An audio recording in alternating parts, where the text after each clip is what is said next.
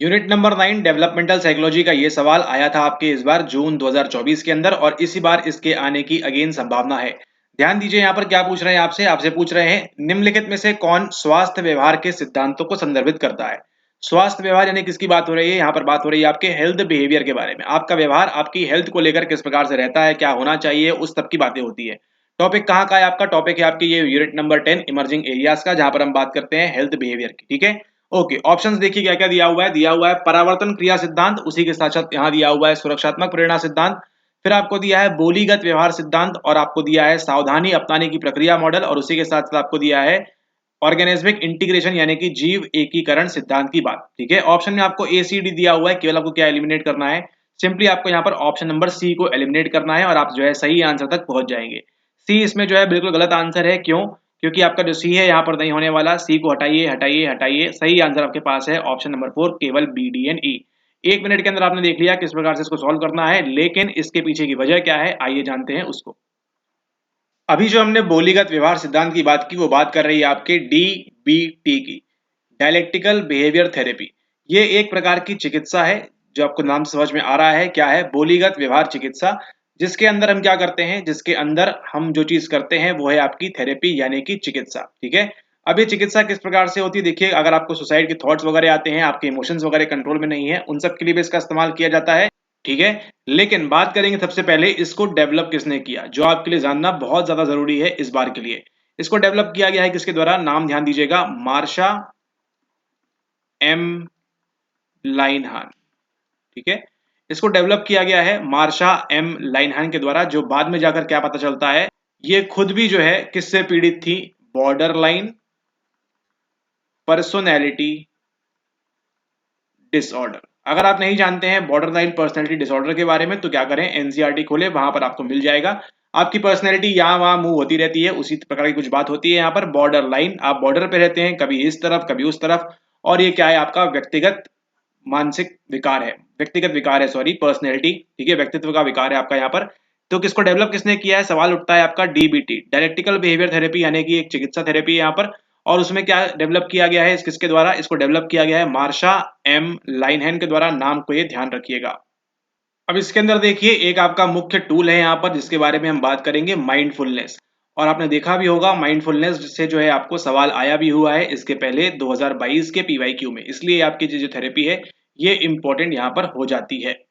उसी के साथ साथ है ये एक और बात करती है किसकी, आपकी एक्सेप्टेंस की, जो भी चीजें उनको एक्सेप्ट करें और चेंज की बात करती है। ठीक है, एक्सेप्ट करना और बदलाव करने की बात करती है आपकी अगेन।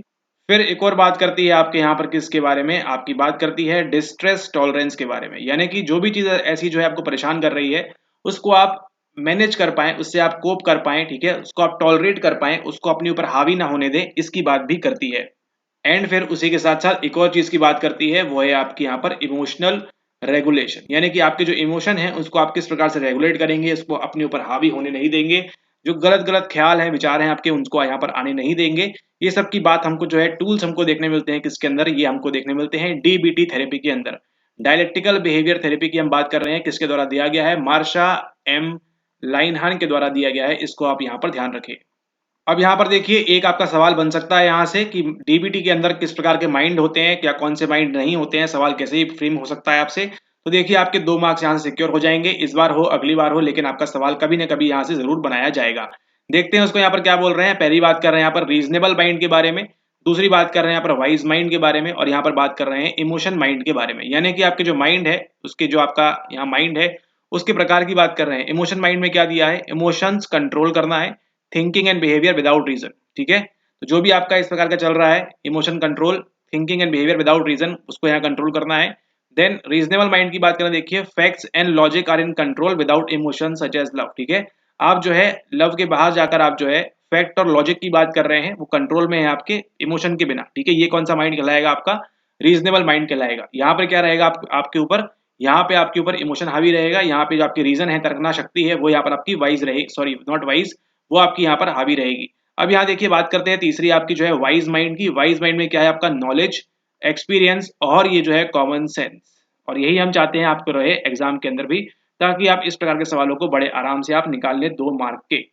ठीक है, अब यहाँ पर देखिए क्या लिखा हुआ है फ्रॉइड बैच के अंदर, हेल्थ बिहेवियर के बारे में, which of the following refer to the theories of health behaviour, यानी कि इनमें से कौन सी जो है हेल्थ बिहेवियर की बात करती है। तो कौन कौन सी बात करेगी यहाँ पर हेल्थ बिहेवियर के बारे में, उसकी हमको यहाँ पर सवाल पूछा हुआ है, ठीक है।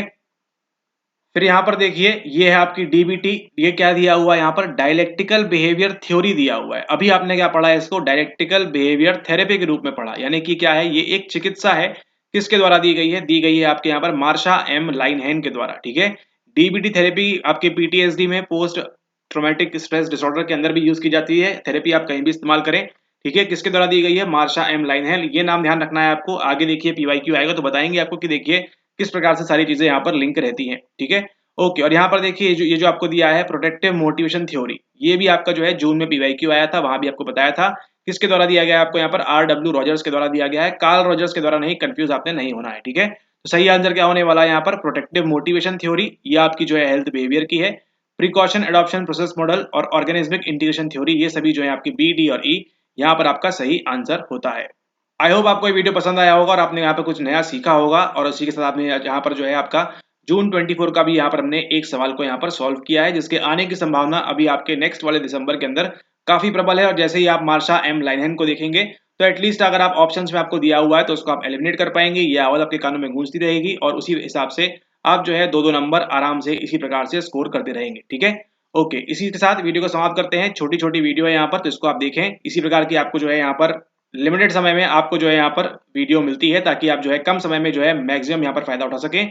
इसी प्रकार का जो है कोर्स के अंदर भी इंक्लूड किया जाता है, तो करना है करिए, नहीं करना है कोई दिक्कत की बात नहीं है, लेकिन आपको जो है इजी मार्क्स जो है आपके, उसको आपने नहीं छोड़ना है, ठीक है।